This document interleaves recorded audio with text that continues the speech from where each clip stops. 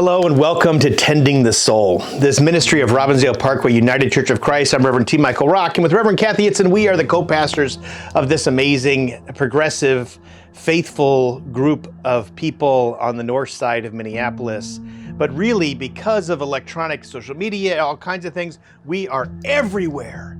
And it is kind of like we are moving with the Spirit in a new way because the Spirit is ubiquitous. It permeates all life and all things in life and death and heights and depths and all that amazing things. So we're just so pleased that this soul work encompasses everything. And I got to remind folks all the time, as I remind myself, that these talks, these little short, few minute talks, are all about the perennial tradition. The wisdom that is present in all faith traditions, the wisdom that is beyond our limited scope of the Bible, or limited scope of church or even religion. The perennial tradition is that which is deeply true. And so it doesn't take much to look out into the world and look at people and how they're trying to find meaning in their lives and what they're doing, and know that there's a deep sense of, and kernels of truth in people's living, in people's dying, and folks who are moving through the world with suffering and joy and love and fear and tears and anxieties, and something about that experience holds us all together, and that's this tradition. And mystics speak to this tradition throughout time in all kinds of ways, in different languages from different continents. This wisdom is that which is most deeply true. And the first piece of this, I came to learn when I was touring a museum on the Pequot Reservation in Connecticut.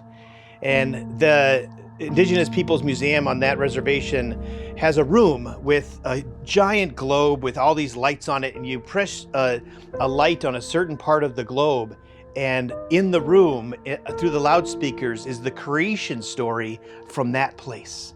From every continent, people are trying to find the sense of meaning and purpose in the wider world. The perennial tradition says clearly to folks, this is true, that we try to make meaning in our world. And what we call God in our Christian tradition is called by many names in many places. And it's just something that people yearn for. And that's one of the solid truths, is that people are trying to make meaning of their universe, of the world. It happens throughout time.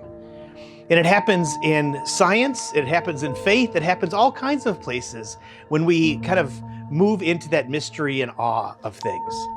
But the other piece of the tradition is that the belief that there is something inside us that longs for that connection to that greater thing, that the thing that we call God, but it's called by so many different names and so many different experiences.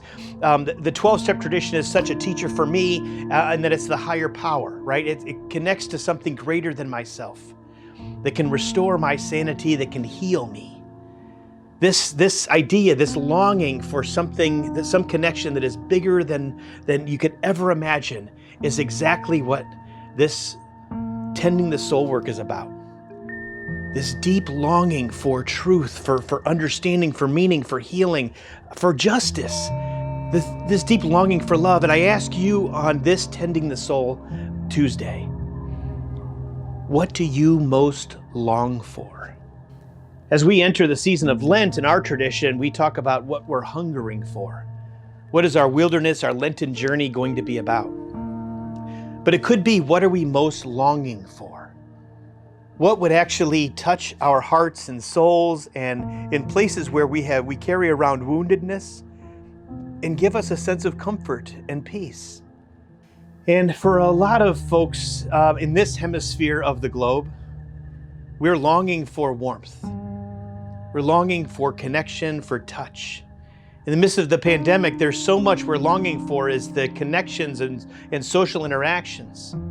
We're longing for the things that will make us whole and feel the deep abiding place of knowing that we are not alone on this world.